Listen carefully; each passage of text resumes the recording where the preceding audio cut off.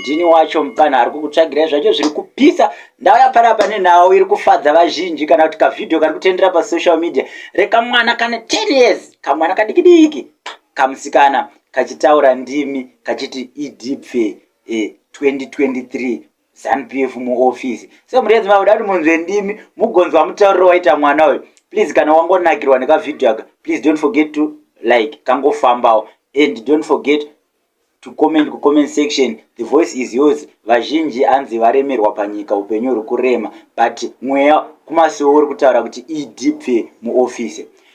The voice is yours ku comment section, hakuna anorambidzwa. So murezi mabo ndauya panapa nevidhio rinoda kuti mungoona kamwana kadiki kaburukirwa nemweya kachitaura nemo. So murezi Zimbabwe, the voice is yours. Thank you for watching. Don't forget to like this video. Viva Unity! Viva! Viva Zanu PF! Viva! Viva President Masonta Buto Mnanga kwa Dariko Golisa Popo Sambeza Nteli Mpopo Viva!